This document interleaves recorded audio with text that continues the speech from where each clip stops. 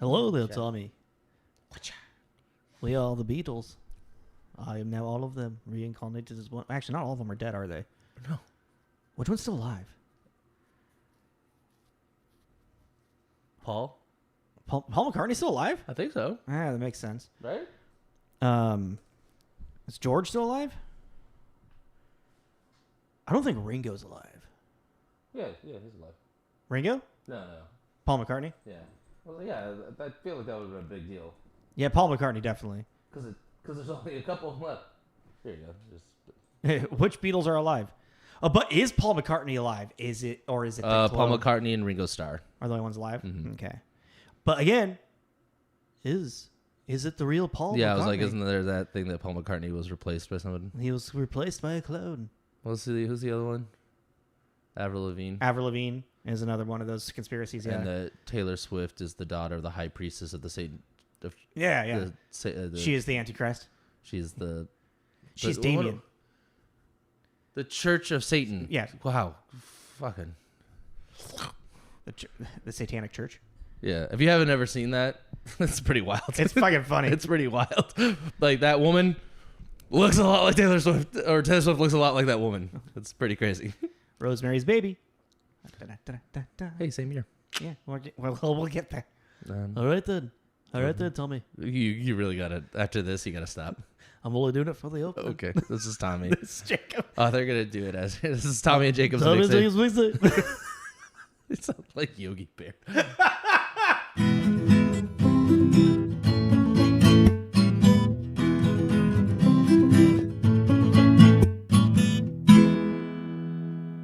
Take your hands off me, you damn dirty apes!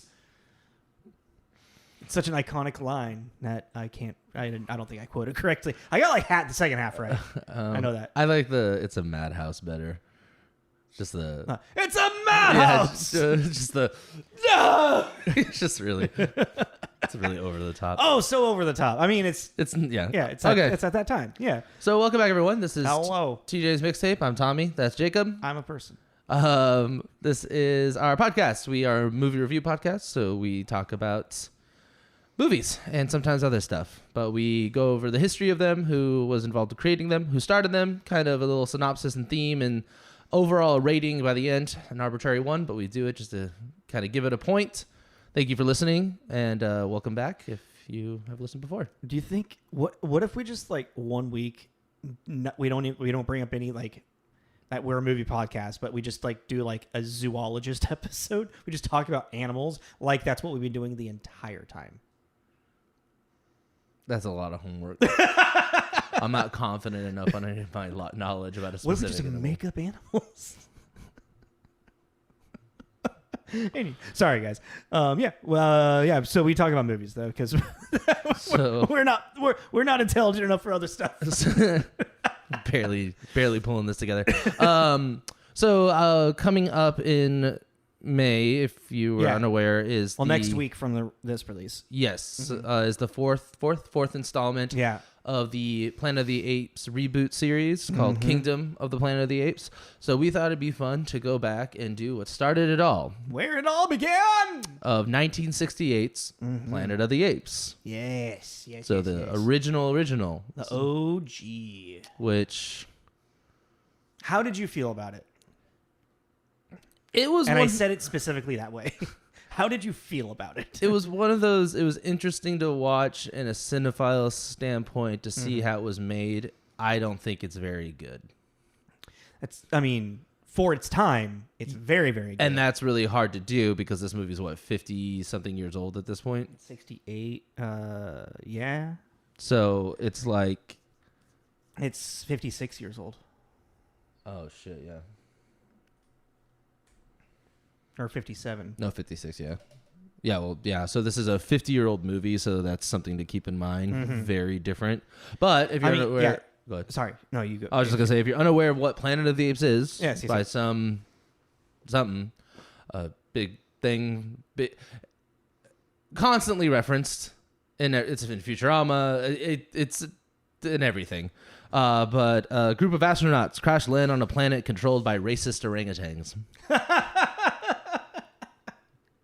they're more Zionistic, I guess. I don't know if I'm using that No, word. it was just funny. It was funny to write down racist things. That's fair. Yeah. Yeah. Again, going back, like with it being 50 years old, like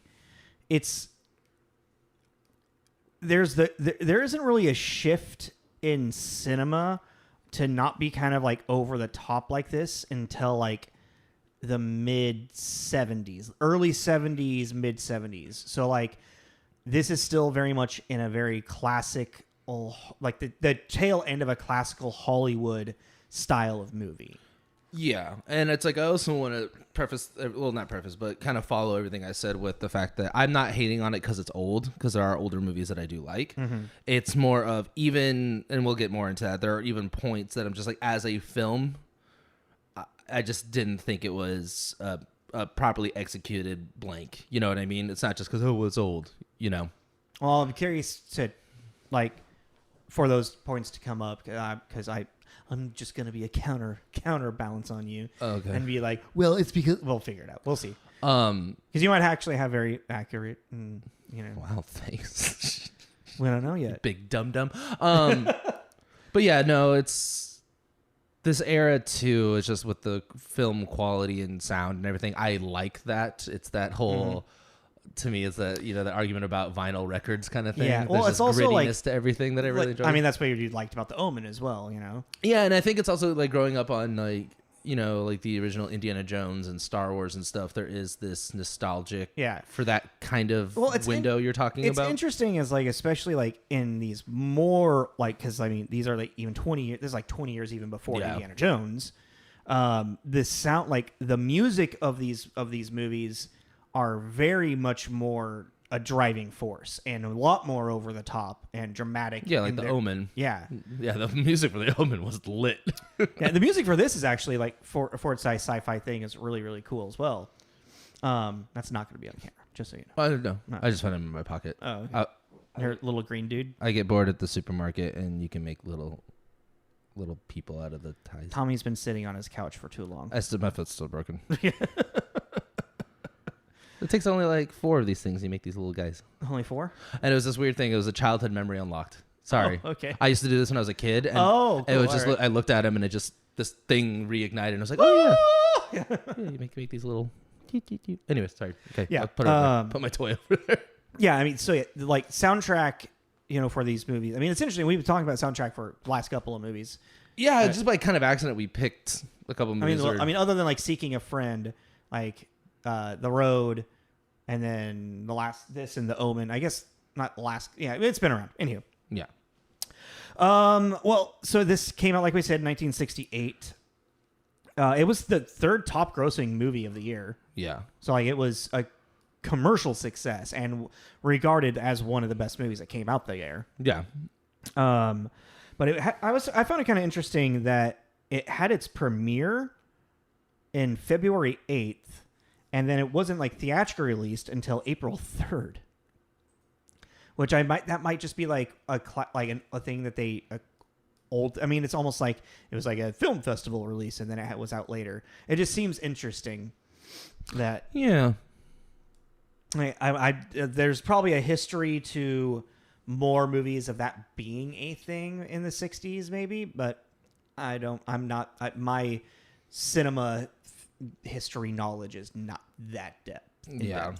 But I just, thing that I noted and I was like, that's interesting. I went through the Wikipedia list of 1968 films to count how many I'd seen. And I had 5 movies. I didn't do that. Did you not count anything? No, because I did what I did with Omen. I just wrote down big movies that came out that year. Oh, okay. So like Space Odyssey, 2001. Seen it. Night of the Living Dead. Seen it. Chitty Chitty Bang Bang. I didn't count. The Odd Couple. I didn't count that as well. But what's interesting is Chitty Chitty Bang Bang. I know I watched when I was a kid. I don't fucking remember Chitty Chitty Bang Bang. Chitty Chitty Bang Bang. I just think of Ace Ventura. That was. Chitty Bang Bang, Chitty Bang Bang. Yeah. Chitty. There's Rosemary's Baby is on here, like we said, 1968. There's a handful of movies that are in 68 that I'm sitting there. I was like, oh, I've read this. I've read the play of this. Like The Odd Couple, Funny Girl. What else did you? What was the other one that you said? Oh, Chitty Chitty Bang Bang. I haven't read that.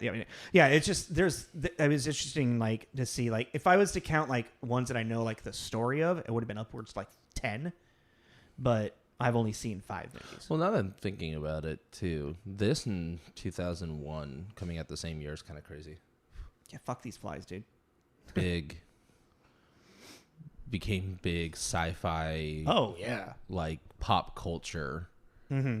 And it's one of those things. It's one of those funny things that it's so ingrained, especially like I was saying, like Futurama and stuff like that. Yeah. Where. Well, it's inspiration for this shit, you know. Yeah, but it's like it's one of those you have probably seen or heard quotes or imagery from this movie, and you just didn't maybe know it. Mm-hmm. You know. Exactly. Yeah. Like you heard like take your hands off me, you damn dirty apes, from first time from The Simpsons, or even the aesthetic that they used for the village of the apes is very distinct, and it looked really familiar. And I'm like, well, that could have been a lot of things. Like that could have been inspired. That could have been the inspiration. It's just there's a lot of DNA exactly in this. Well, and it is like this is very much like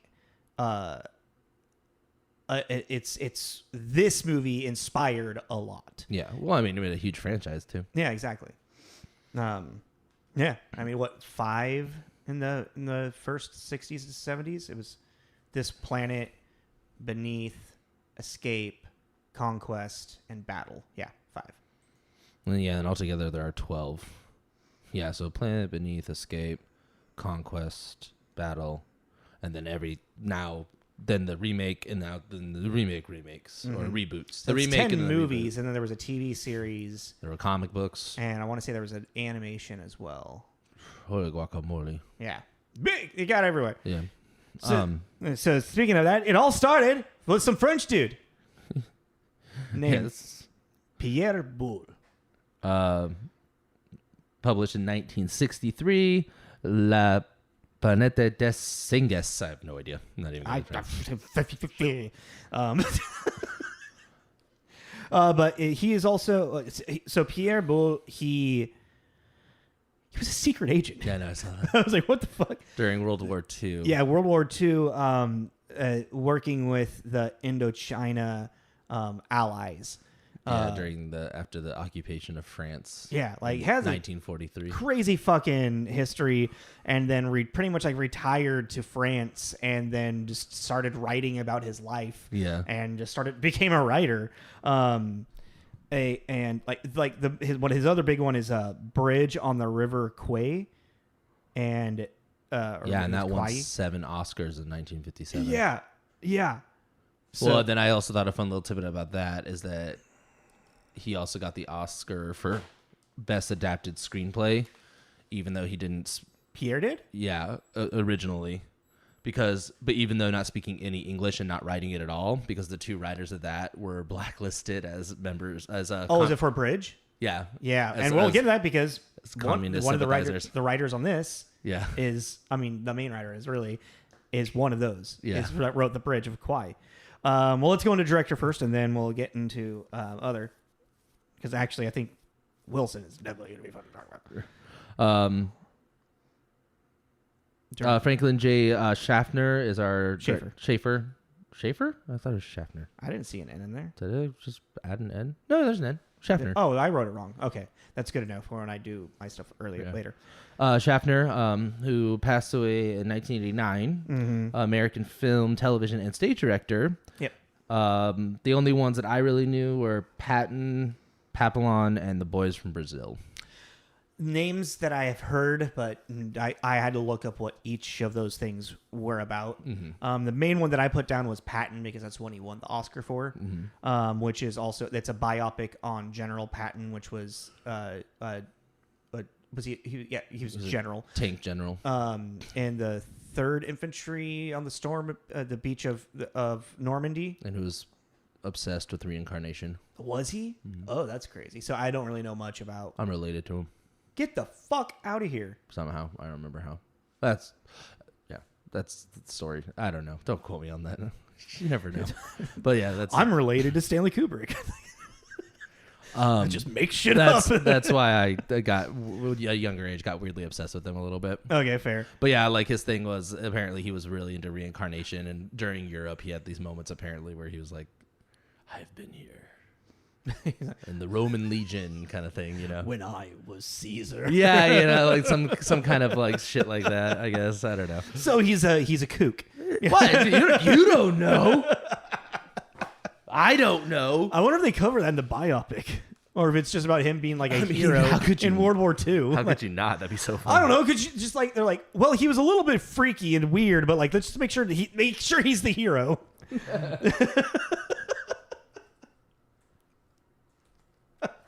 What are you looking up?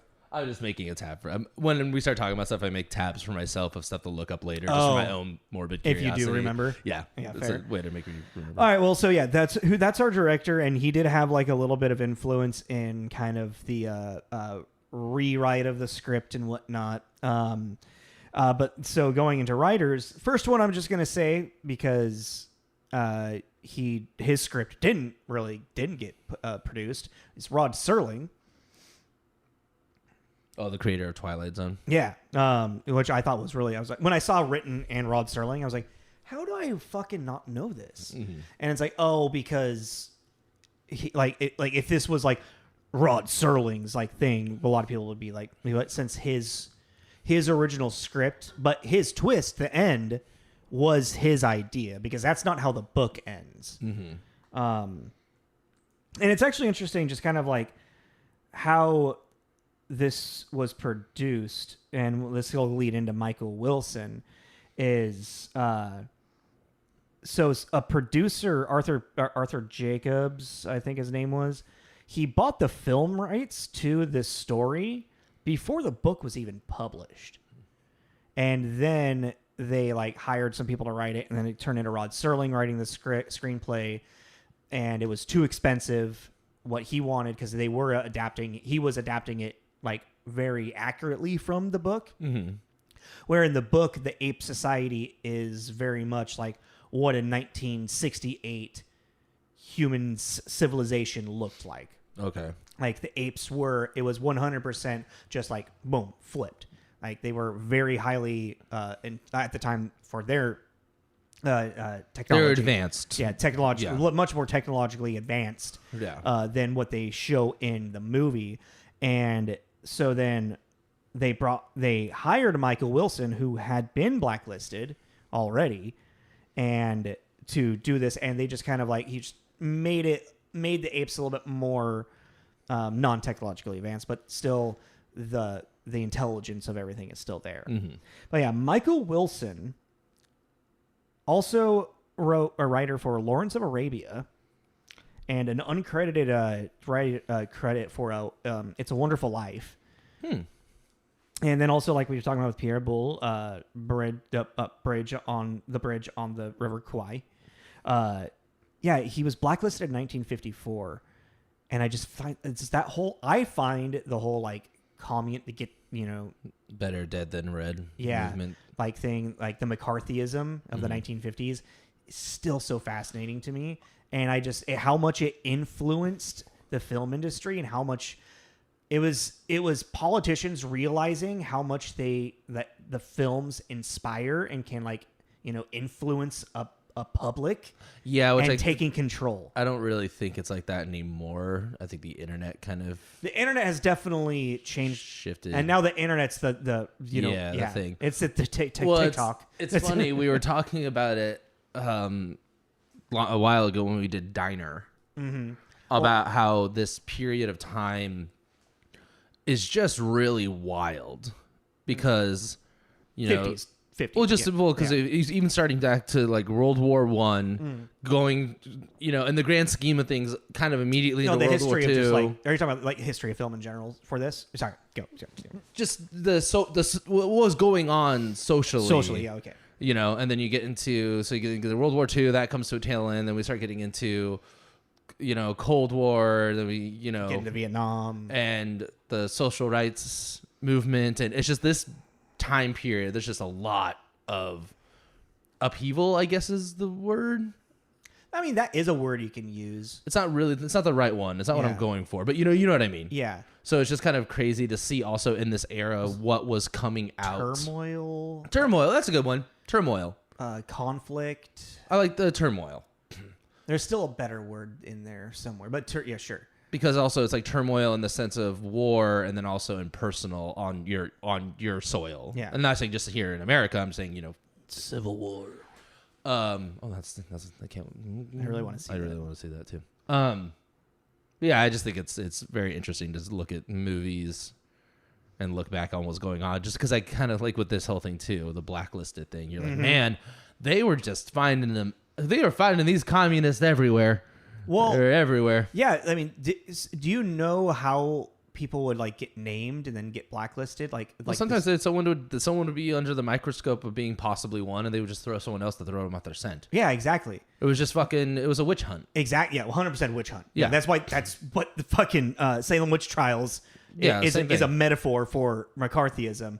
That's what the Arthur Miller was writing about when he wrote. Yeah. Anywho, what? I don't know. Just a lot happened, and then you stopped talking. It's like you had a point, and then you just went, Arthur Miller, McCarthyism. God. Well, just the Salem witch trials.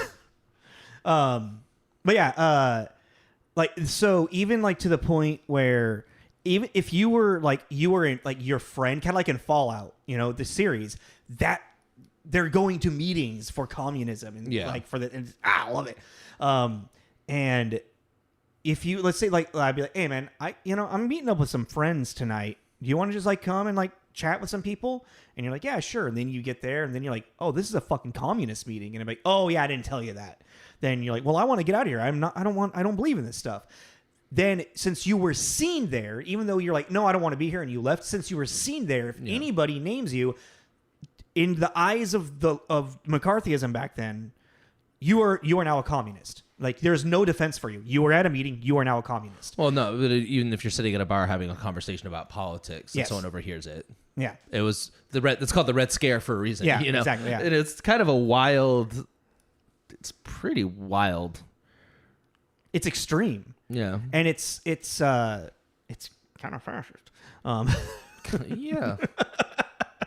America never had any fascism in it. What are you talking about, Constantly. Tommy? But yeah, it's really like shit. We're gonna get on a list. We're probably already on a couple lists somewhere. Okay. Well, that was a long tangent. I mean, but it does fit very much for the trial in this movie. Oh yeah, it's completely loaded against them from you're like, what's the point of this? Exactly, right? Yeah. It's like, what is this? And then he goes into the meeting as like, your fate was preordained. Yeah. Yeah, I know. Yeah, it's almost like Michael Wilson was writing about something that happened to him. Yeah. Giggity. So who's starring in this movie, Tommy? I only knew one of them. Charlton Heston? No. Roddy McDowall? The guy. Linda Harrison? Whitmore? No. No, where is he? Was it the guy that played Cornelius? I don't know. No, Maurice Evans. Oh, okay. Yeah, Dr. Zeiss. Yeah. Zeiss? Yeah. Really? Yeah. Oh, I mean, he's a classically trained, like, British, like, Shakespeare stage actor. But this is good. Let's start with our... Yeah, he's not our lead, though. In the beginning, it says Charlton Heston in Planet of the Apes, who plays George Taylor. Yes. Well, I mean, because Charlton Heston, one of the biggest actors of this time. No, I was thinking of James Whitmore. That's what I was thinking of. Oh, okay. From Ben-Hur, he plays Moses in 10 Commandments. He's Antony and Cleopatra. He has a cameo in Friends, which is one of the funniest goddamn cameos. That's when Joey's showering. Soylent Green. Yep. I have saved to show you his cameo in Wayne's World 2 because it's just fucking hilarious. But yeah, he has 129 acting credits. Big star. Very big star. Only won one Oscar, which I found kind of surprising. Well, yeah. I would, for how big of a name he was. I don't know. Maybe he's like the Leo DiCaprio of the time, I guess. Always nominated, never winning. Who do you have next? I have Maurice Evans next. Okay. I figured I would just go to the villain. Okay. Other than society is the villain in this, honestly, but and just to get it out of the way, kind of a bummer. Pretty much everyone has now passed away. yeah, well, yeah, it's 1960. I know, yeah. but I was just kind of reading. I was like, this is getting. Nova. It's almost like humans. Nova's still alive. It's almost like humans, die eventually from I old know, age. but okay. When is the last time we did a movie where everyone except When's the last time we did the movie from 1968? When's the last time? Answer my question. It was just a bummer to keep realizing. Oh, they're passed away. Oh, they're My passed own away. mortality. Yeah, it was a fucking just acknowledge my feelings. Okay. Tommy, you're gonna live forever Yeah. Damn fucking right. with a broken foot. Yeah. So, Dr. Zayas was played by Maurice Evans, who was in Rosemary's Baby, yes. which I thought was funny. Good year for him. Yeah, very good year. But I mean, it's also like we'll get into like the makeup and whatnot. I wonder how many people really kind of realized or because it's like it's Maurice Evans, but you're not seeing Maurice Evans. And I think for like the 60s, makeup like this was mind blowing. The makeup's fun. But it's also like they didn't really change their voices at all, so you probably could tell by their voices. That's fair. That's fair. Or you at least be like, God, he sounds familiar. She sounds familiar. I have Kim Hunter next, who's Zira, and the only thing I recognize was Streetcar Named Desire. yeah, she plays Stella in Streetcar. Yeah. We're like a lot of these people. It's like we didn't grow up watching the 50s, 60s movies and whatnot. But I mean, Stella's a pretty very prominent character in film history and theater history and whatnot. And then I have Roddy McDowall next, who plays Cornelius, Zira's husband and archaeologist, and he looks so goddamn familiar, and I feel like I've seen him in a lot of stuff, but I couldn't looking through the list. I was like, Fright Night was like the only one. I was like, oh yeah, I do remember him in Fright Night. I thought you meant when he was in his monkey makeup. I'm like, I mean, yeah, it looked like every other monkey in the movie. You know what's funny is in the book, it isn't Taylor in the book, but him and Nova, when they're escaping from the apes, since all of the apes think all humans look alike, so they're able to blend in. Yeah, she says that in the movie. Yeah, but yeah, well, that's a key point in the book is like how they escape. She mentions that, but they just mentioned it's not like you're seeing Taylor and Nova walking through and they're like, which one is he? Well, I mean, I think that's also why they in that scene when they're all right before the hunt, they're all like brunette white people. Yeah. And this becomes this one big sea of just they all look alike. I felt like that was on purpose. I feel like it kind of is too. Yeah. And then the last one I have is Linda Harrison, who is Nova, and she was really just like a model. She's in Planet of the Apes 2001. Really? Yeah, I'm curious to see where she. I'm assuming she comes up. Yeah, I'm assuming she's a monkey. Maybe.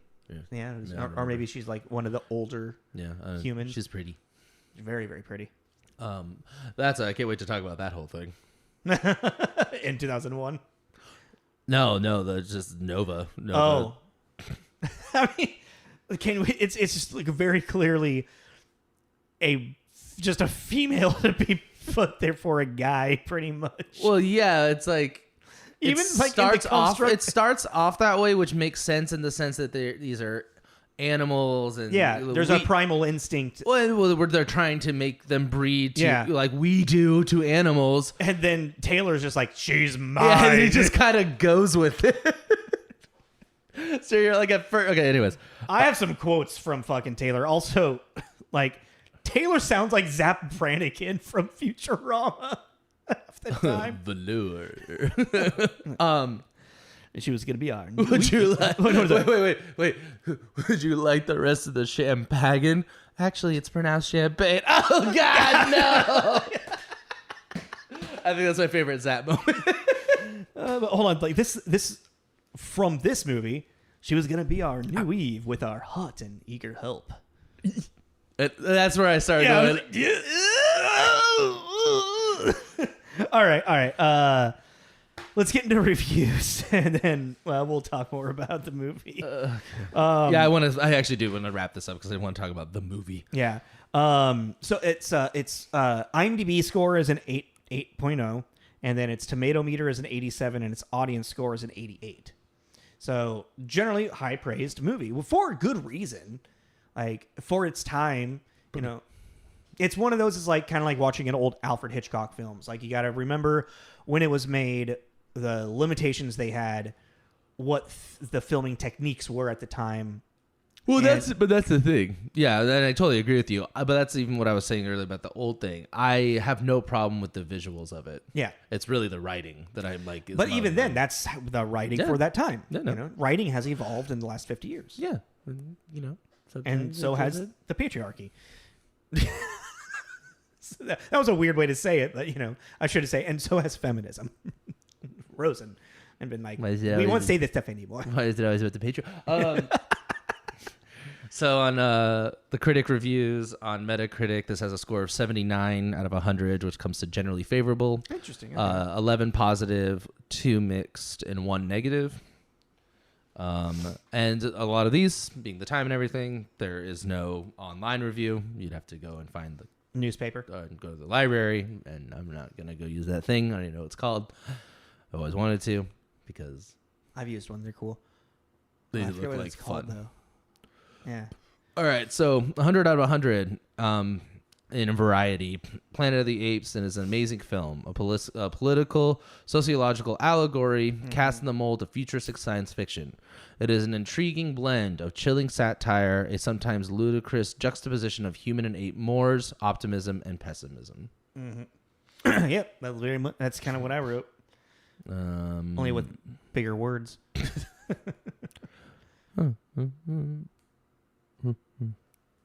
There's Ebert. I didn't even see his. Young Ebert. Yeah, young. Well, it's like, okay. Let's see what he said. Ebert gave it a 70. Well, it comes to a 75 out of 100. Ebert wrote, "Planet of the Apes is much better than I expected it to be. It is quickly paced, completely entertaining, and it's like quickly paced. Okay. Philosophical pretensions don't get in the way. If you only consent. Wait, what?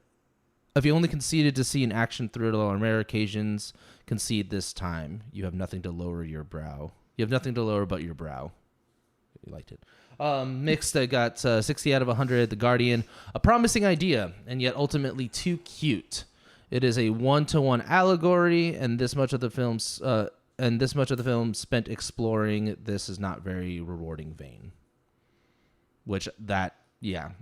And it's again because what you were saying too, it's like this is just in comparison to today, this is just very much the tip of the iceberg in what we've seen of what then later has been written about. Oh yeah, this kind of stuff.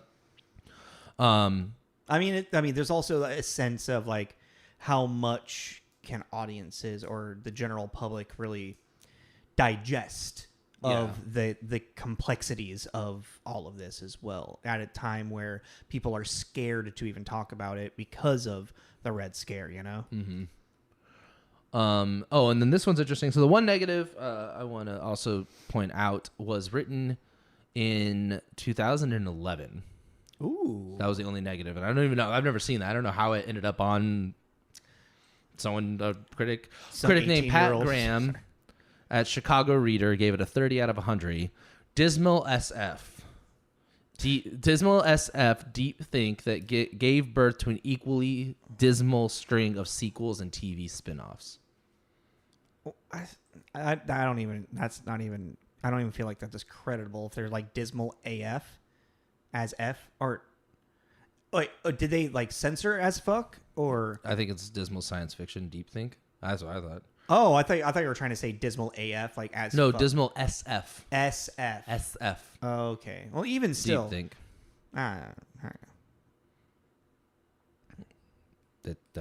Oh well, like it says, Schaffner's Bits and pieces of it work okay. Franklin's direction is polished enough between the rhetorical bumps, but the sub-Darwinian ironies hang from this film like overripe bananas.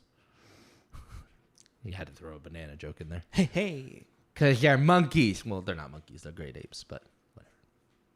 They're apes, yes. Yes, they're apes. Chimps, gorillas, and orangutans. They landed the day before my birthday. I just wanted to say that. I just thought it was funny that we accidentally did this, and did this in April. Because it was released in April. It was just another accident. Oh. It's like it's the birthday just happened. Well, this is releasing in May, so. But I said when we're I know. Anyways. All right. What do you want to say about the movie? I'm going to take a quick break, and I'm going to kill him. Well,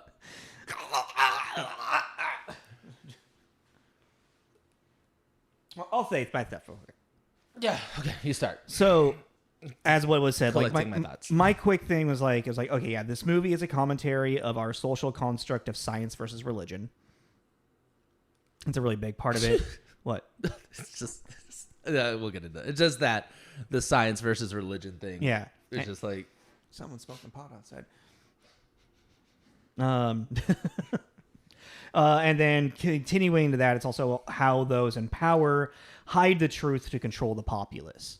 You know? Yeah. And that's a very big thing, especially with Dr. Zaius and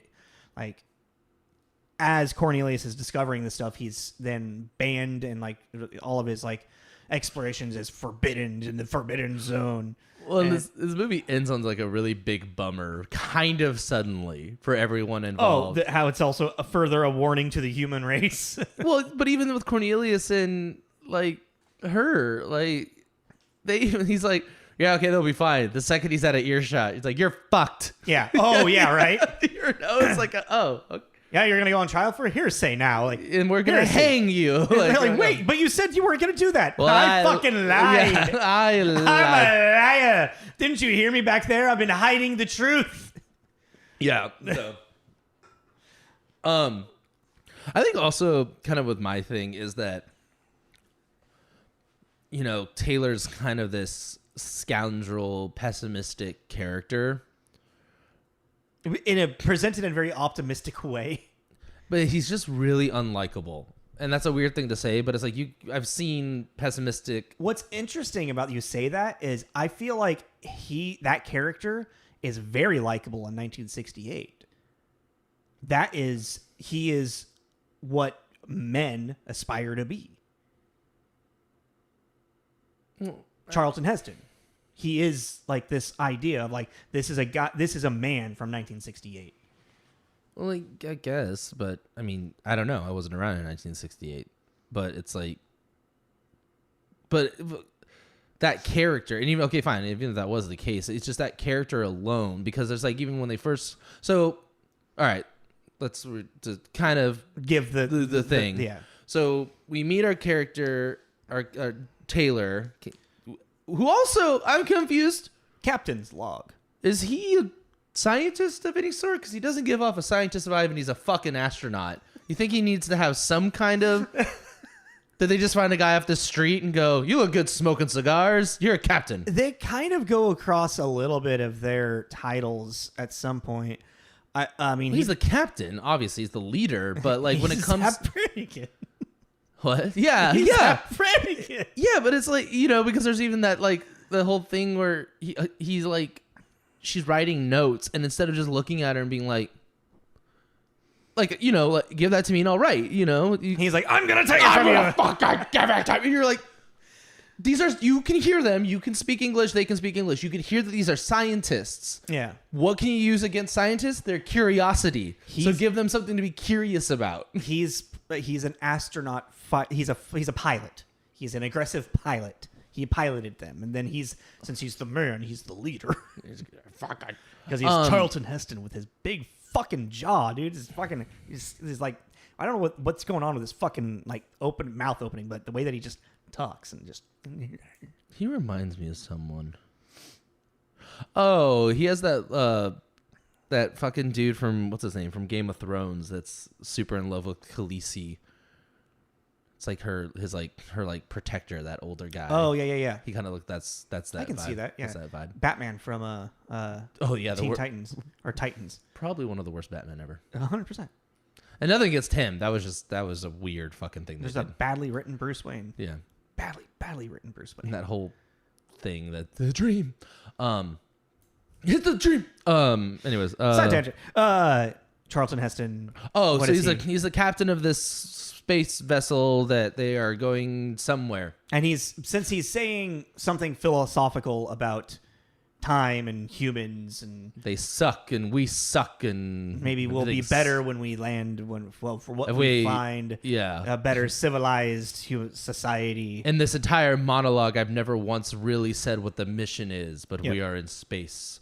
We've been here for 6 months, hundreds of years in Earth time. Let me do a magic trick for you and get a sleight of hand. Distract you. Yeah, and I was sitting there like, cool. What are we doing? So I was like, all right, whatever. Yeah, and then he goes to sleep, and then boosh, cry. Okay, that was great. The crash thing. Oh yeah, the camera, and then the camera. There's a guy just shaking the camera. Like, look at the Arizona desert. Whoa! I just imagine a guy just like the intern type character or person grabbing the camera. They're like, run, and he's just, and then he trips, and they're like, cut, perfect. Ow! Shut up. I think I broke a leg. Go get me a scotch. But yeah, so we crash land on this planet of a crew of 4. The lieutenant dies. She's lieutenant. She's been dead for a year. Who apparently is only reason on the mission for breeding. Yeah, for making babies. Like what? Oh god. Which again, you're like, okay, fine. That's our mission, is we're gonna repopulate this planet. You need more than 4 people, 3 of which being dudes, and 1 woman. You gotta spread the genetic code a little bit, guys. But whatever. They're from the Appalachians. You're gonna have the fucking Planet of the Hills Have Eyes. Directed by Wes Craven. But yeah, so we crash on this planet, and that's kind of really the thing. That's kind of the bummer about it. I was really invested actually in the beginning. I really was kind of curious. I loved the look, the costumes and everything. The whole called it that they were like in the Grand Canyon, that area, and I was like, yeah, it's always really fun too. What people at different times used as the alien world that's actually on our planet. It's always fun to see, but when you start getting to the ape thing, it just became really thin to me. Interesting. I don't know. We'll get there, with this conversation. But it's just like, I guess that's what I was kind of getting to, is that Taylor being this unlikable dude, it's like they're sitting there and they're having a conversation, and then you find out that the younger guy is there for glory. He wants to have his... the bronze statue and wants to. Are you talking about forever. Cornelius? Of the Landon. Oh, yeah. So they're having this conversation, and he's had an issue with Landon, and the guy finally calls him out on it. It's like, why are you always on my back? And he's like, basically, you were bitching and moaning about this. What did you think this mission was? It's kind of what he's saying. Oh, that's what you wanted. You wanted to live forever. You wanted to be, idolized. Yeah. Yeah, and then, but the way he's doing it, he's just such a prick about it, which I was like, that makes sense, because he's annoyed. Like, what did you sign up for? Yeah. Why did you sign up for this? Because this guy, I understand, he wants to be the first one to find something new. He's a scientist. He wants to learn. He wants to expand, But you just want people that have been dead for 2,000 years. Like, what was your point? And you're kind of like, cool, all right. He's being a dick, but he's being a realist. But then he just turns into kind of a dick the entire You're talking about movie. Taylor's like, he's just kind of an asshole. And I was just like, I don't. And maybe that's the point. You're not supposed to root for him, because that's the folly of man, is we are the harbingers of death. But I just was so uninterested. I mean, that's kind of like where like the message kind of goes. But I mean, I guess like I think it's more of like in a dire situation that he's just, the choices. I mean, it's also like that's what they've written in the script, I think, blah, blah, blah. But it's like, it's more like, him like aggressively attacking them, like, give me the fucking thing. Is like, he's trying to like like get their attention. Like we're seeing him try and try and try, and I feel like when he attacks her, even though it seems like a leap in logic for him to like grab it, even if he's just sitting here like doing that, they're even just saying like, look at that, he thinks he's fighting something, isn't that cute? Yeah, you know. So he's finally at this point where he's like, fine, I'll just fucking take it. Well, yeah, but then the counter argument to that is that they think you're an animal, so don't act like an animal. Yeah, well. It's like it's a last ditch effort, you know. But he didn't try that and then take it. I'm just saying. I know. I'm just saying. We're just having a conversation about it. Like he did try stuff like that, though. He tried to write in the sand. He tried to get their attention. He tried to. What happened with the sand thing? I know Nova started erasing it. Oh yeah, she started fucking around with it. Yeah, and then the other dude came in and started fucking with it. The and he kicked the dude. Yeah, and then the orangutan was like, "Oh shit, he can write. I got to make sure nobody sees that." You know, it's foreshadowing that he knows. I feel like the orangutan's sketchy. I liked that I mean, in the class system was kind of an interesting. That's the thing too, and that's what I'm having a hard time doing. They expound and expand a lot of that as well in the following movie. I would assume so because that's what I was going to say. Is it? And it makes sense. It is a very complex system. Well, and this right here is the very rudimentary building block for said system. Exactly. And a big thing that they talk about a lot in this movie is culture. Like even like they're like don't hurt Dr. Zaius. Like it's like what he just heard. He's like, yeah, but he's still part of our culture. He's still one of us. Yeah. We don't want to see him die. And then he's like, I'm gonna fucking hang you. Because orangutans know better, you know. But a really quick side tangent. What's interesting to kind of think about is the whole idea of orangutans seemingly being like the more intelligent out of the apes is because of the representation in this movie. Mm-hmm. You know, like chimpanzees being more docile and like intransitive than orangutans being like the intelligent ones, the overseers and whatnot, and the gorillas being the muscle. Boom. You know, that's a staple inside of like a trope inside of like our world because of this story.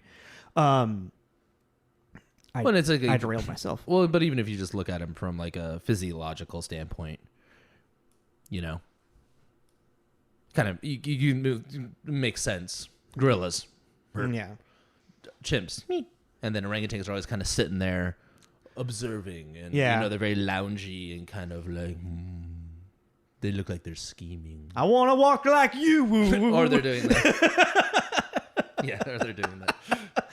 Oh, that's the best thing about that remake is fucking Christopher Walken as King Louis.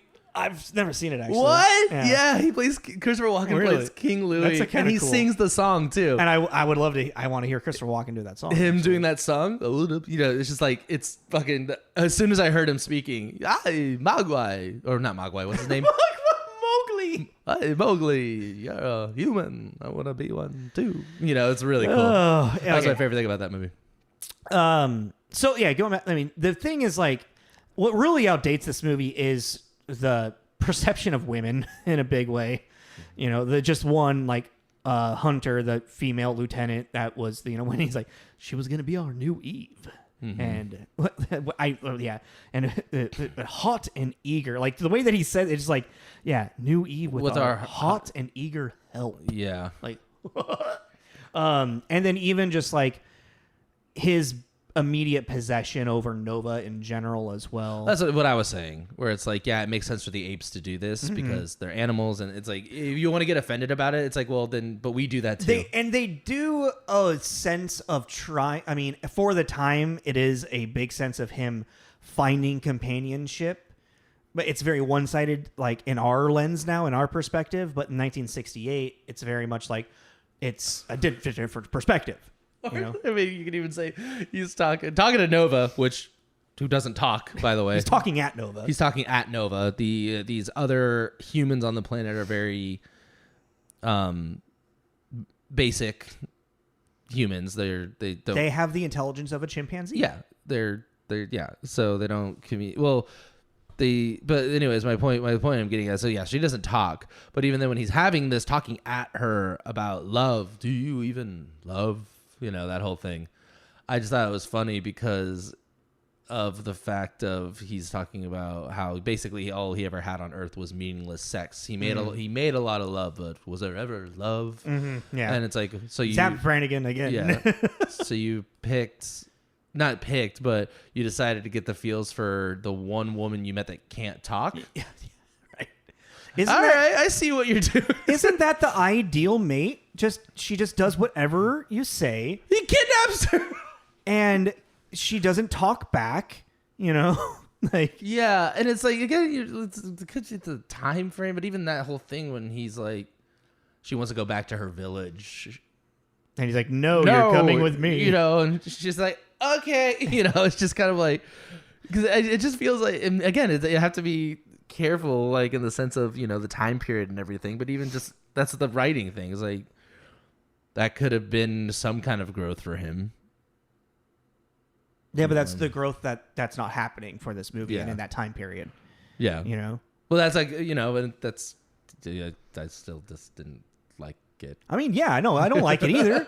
I think it's gross as shit. Well, not even just that. I just think it's just the movie's just not that interesting. Because and that's the kind of, that's what I think is more of an interesting idea in this. You're thinking about like his hero's journey, like what makes him, what changes I'm thinking of him. everybody. Yeah. Even the apes that we do meet, because it was something I was kind of realizing is that, yes, this is the building blocks of this and the creation of this franchise.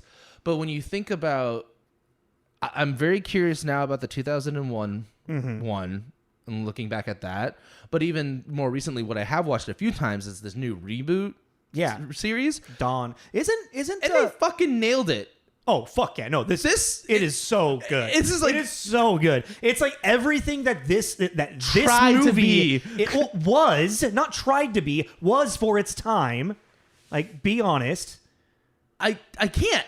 Okay, fine. I will agree with you in the sense, but I don't know. If it's been recognized by so many people as the inspiration for this idea of social commentary of science and religion and construct for its time, it was what, like, they did they took this thing that was a budding idea that was very groundbreaking for its time, and they expanded upon it and made it into our social commentary and made it relevant again. Yes, so great. Sorry, I'm defending this film. No, I understand that, but it's just like, I think now it's evolved to the point where it's just it's not interesting anymore. Because it's common knowledge for us now.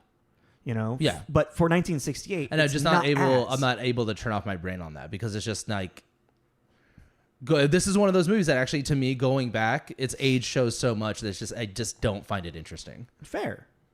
I mean, I really loved the makeup and the look, and I loved the music and everything, but just when it comes to the social commentary, I'm like, this is just not interesting. It's interesting because it's to maybe a way to like go into it for like to make it interesting for you. And if you go back and watch any other older movie, it's a reflection of that time period's it's a reflection of their perspective. Well, no, I can do that with older movies. Just this one, I don't. It's not clicking for me. So I can go back and do that but for some reason for this one, it's not. Usually I can have that, eat the carrot, turn on that part of my brain. Like, in 1968, this is a new idea, or it's a bit like I've done it on here. I've given credit where credit's due, and I do give it credit. Because like in an interesting way, like in a comparison for like ideas that we are now in our society starting to understand and accept is the idea of string theory and multiverse and how that's blown up in the last like 10 years. Mm-hmm. This whole idea of like McCarthyism and how, the higher ups, like leading from post World War II, going into Vietnam era and the, communist Red Scare. Now this is like we're like a decade of people questioning that. Mm-hmm. And now people are starting to like understand, and we're seeing it reflected in a more articulate way, like in Planet of the Apes in 1968. Mm-hmm. Does that make sense? Mm-hmm. Okay. And you still don't care. Mm-mm. Okay. Well, fuck you too.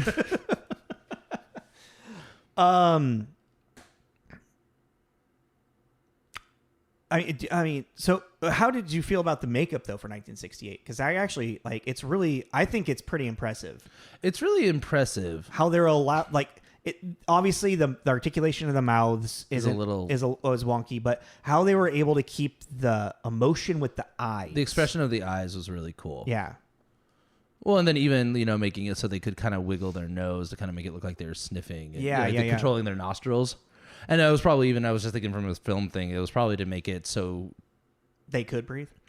No, I was going to say to make it, to have these little movements so to try and hide the fact that it's a mask, basically. Yeah. Give some kind of natural kind of thing. Yeah. And, I just thought it was funny too, compare, because I do remember in the 2001 they really, really lean on the movement of these great apes. Yeah. So there is this real blend between upright human simian type and very simian too. Mm-hmm. But it was cracking me up whenever the orangutans were moving to the room. They're doing this thing. I just had this idea of all these actors going to the zoo and the chimps didn't move their arms. This is really how they walked. Kind of stiff, yeah. Yeah, I just thought it was fun. I was like, that's fun. That's a fun kind of that's making a movie in this time about this concept. It's just fun to think how are we gonna do this? Mm-hmm. How are we gonna make these simian humanoid again? That's things? Why they had to really pull back on creating a society that was a modern society. It's going to be cheaper if it's in the desert and they don't, it's more, they're not as civilized, but then somehow still have guns. I mean, and there's some moments that are just something that cracked me up. I loved the paper airplane moment. Yeah. I thought that was really cool. The denial of science, how it's literally they are it is impossible. And then just a paper airplane, and they're like, "Holy shit!" And it shows so much how much the orangutans are suppressing knowledge for control. It's almost like it happens in real life. Well, and that's just something that we're probably not going to get really with this reboot series because you are seeing it from the beginning. But with this, it is interesting to kind of think of what actually, how advanced is this society, but the general population just don't know. Well, what's interesting about what I mean? The social commentary of this original one is very much comparison. They flip the roles. The apes now are the ones in control, but they're doing the same things that humans do, and it's just kind of showing that reflection. In the more modern one, it's kind of more about a de-evolution to evolution, the fall of mankind and what mankind will do to try to hold on to that. And then as a new species rises, what they will do to hold on, and as they discover their humanity, quote unquote, their moral compass. Well, because even this too is the whole series starts off with the desperation and hubris of man. Yes, like most sci-fi end of the world stuff. Isn't Caesar called Bright Eyes by James Franco in the first one? I haven't seen the first one in a long time. So. I believe so. It's because I was sitting. Well, that's another thing. Bright Eyes. That's another thing you've heard, and that's I was like, oh, I didn't realize that was from this. Right. Bright Eyes is a sci-fi thing that you'll hear. Yeah. Because he has these bright blue eyes, and they don't know his name yet, so she's calling him Bright Eyes. Because he's the only one that's got blue eyes. Yeah, because everyone else is brunette. Dark and black eyes or brown eyes. Yeah, hazel eyes. Or I liked, there's some really on the nose jokes, like the see no evil, speak no evil at the tribunal. Oh yeah. I liked that. It was pretty cheesy, but I was like, that's because it was pretty subtle at first. They're just like, oh, and then they slowly kind of. I do really like that trial scene because again, I brought it up a little bit. When someone was on trial for being a communist, McCarthy was one running a lot of those at the Supreme Court, and he would act like a child. If someone was trying to defend themselves, he would just, with his gavel, boom, no. Well, yeah, they wouldn't let Taylor speak. Exactly. He's the accused. You are not allowed to talk. But that was actually probably one of the most interesting scenes, writing wise too, because of that whole. Well, clearly he is a man, not an ape, so he's not protected by ape law. Then what is he accused of? Exactly. And then when she brings up, it's like, what is this trial for? Yeah, if he's not under the jurisdiction of ape law. It's literally, this is all just one it's a giant charade for the public to be like, oh, they're taking care of it type thing, you know? Yeah. Well, and then what was the other one?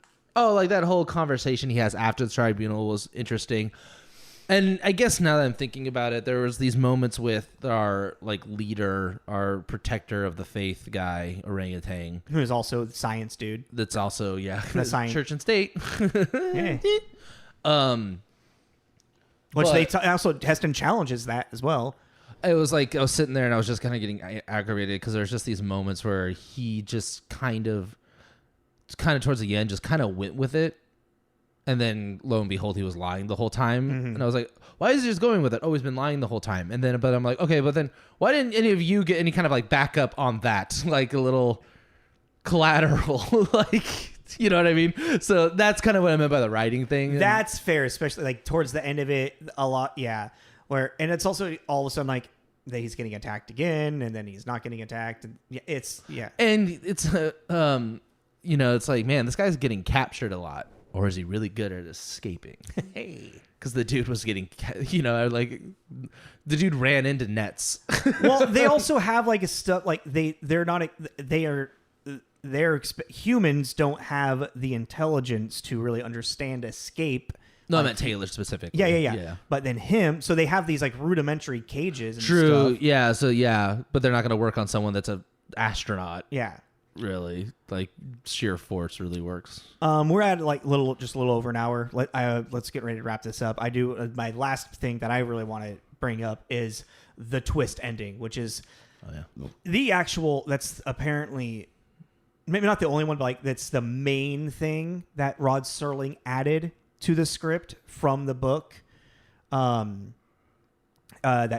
remained, because in the book, it's kind of a frame story. It's a story within a story. It's like these people on a boat find the story, and it's someone recollecting them crash landing in the future and then finding out that it's actually planet Earth type thing as they fly over the Alpha Tower. But then at the very end of it, it's these two apes on the boat. This is a silly science fiction story, and they throw it back into the water, not believing that the story was real. But the end of this movie is Taylor on the beach coming up and seeing the Statue of Liberty broken and decrepit. And he's like, you bastards, you damn fools, you blew it up. And it's the reveal that he's been on the planet Earth this entire time. That I was wondering because that was kind of coming towards the end. I was kind of curious how they were going to do it because I know that I'd have never seen that. That was it. a huge twist for 1968 too. I think that's also that's one of the big reasons this movie really has the impact that it does. Yeah, because they're like, wow, this is a Planet of the Apes. He's on a planet where apes and somehow there's humans. That's very interesting. And they'd be like, oh my God, these 3,000, he's here 3,700 something. This is what comes of the planet. This is what humans do to themselves. Yeah, and his even that whole conversation about how it was just some natural cause and then leading we did something to cause it. I just thought of it too, that it's the Statue of Liberty. What do you mean? No, just not only, that's obviously a huge icon for the United States, but it's also a gift from France. Yeah. And since the book is French. Yeah. And then I was just thinking about what could you have used instead, and I can't think of anything. Yeah. Space Needle? No. Actually, when did the Space Needle get constructed? In the late 60s, I want to say, actually. I don't know. I don't know anything about the Space Needle. I know I'm not going up there no more with the glass floor. No, sir. Not happening. It's only in one spot. I don't give a fuck. Not doing that. Just don't walk on it. I'm scared of heights. I already hate going up there. You don't like to go up there and be like, that's where I live. But that's another great one too. It's a madhouse. They blew the waves crashing on him and hitting the sand, and then again cracked me up because you got Nova just sitting there like, what's going on? Why is he upset? She's just sitting there, no idea what's happening. She smiles. It's just that whole thing. That really was just. I've taught you how to smile. That was now very get much. back in my cage and take that loincloth off. So you're going to be in this Planet of the Apes movie. Oh, what's the role? You're going to stand there and you're not going to talk. She was married to like one of the producers. Oh, okay. Yeah. I just like that. That's what you're going to do. I just see Tom. You're my wife and you'll do what I say. I just see John Hamm. You're going to do what I told you. Give me my scotch. I don't know why scotch, right? That's the thing. Yeah, but all in all, that ending is just really great and iconic because even then, like, again, never seen it, but do you remember a long time ago during shutdown and everything when we were on the rooftop and we got tear gassed? Yeah. Do you remember when we got it, I started laughing like a total psycho and you both were like, why? And because there was that guy up there with us and that was the energy he was. Do you not remember that? No. Oh. I don't remember because I was the one that's like yelling for everybody to get the fuck inside. Yeah, but no, there was this guy up there and he was doing that. The bastards, they did it. It was that. Oh, that's right. Yeah. And I just started laughing and I was like, you guys are, why are you laughing? I was like, I don't know. The guy just reminded me of, I'm like tearing and like, the guy reminded me of Planet of the Apes. He's like, you bastards. It's like, what did you expect? Yeah. Yeah. I don't know. I'm like, this is a dark moment, but I can't stop laughing. This is fucked up. I'm crying. But yeah, he just like, and so that's what I mean, like cultural thing. Like I recognize that vibe and that energy, never seeing the scene. And what's funny is like he's probably not referencing the movie. Not at all. He's just very much in the moment. Yeah, if he jumped to that, he's the weird one. Actually, he's a fucking comedic genius. Yeah, he's like, be tear-gassed and be like, "You bastards! This is my time to shine for these three people over here with me. This is my moment." I'm gonna live forever. Yeah, my God. But yeah, so I just thought since we were talking about this movie, that's the one time that story will come up. That's fair. Yeah. Okay. We're at 66, 67. Okay. I think in keeping knowing for its time period and whatnot, do we want to give this a rating on like where it was now or like in comparison for its time? I think it just give it a rating for what it is now, and then give it its accolades to what it did. I mean, because like for 1968, I would give it like a 4 to 4.5. For now, I'm gonna say I would say 3.5, even still for today at least. I was gonna because of its commentary, really, because like I feel even though it is very much its commentary that it's a dialectic that we've had for over 50 years now. It's still very relevant to what's happening in today's world. I'll concede and give it a 3. Okay, because we gave Omen a 3.5. I was gonna even give it I was thinking even a 2.5. That's how little I really just did not enjoy it, which is only a bummer because like I said, I enjoyed it in the beginning and then it just lost me. Omen, I definitely leaned more in like thinking about for its time period, and it was a 3.5 definitely for its time. I say then I'll concede and give it a 3 because it is interesting to watch from a standpoint, and I get everything you're saying about the commentary of the time and everything, but I guess that's another thing is that sometimes you will get a film out there that even with its age still stands the test of time. Yes, that's to me this does not. Few between. Yes, but this to me does not. Yeah, I mean, because this definitely isn't The Godfather.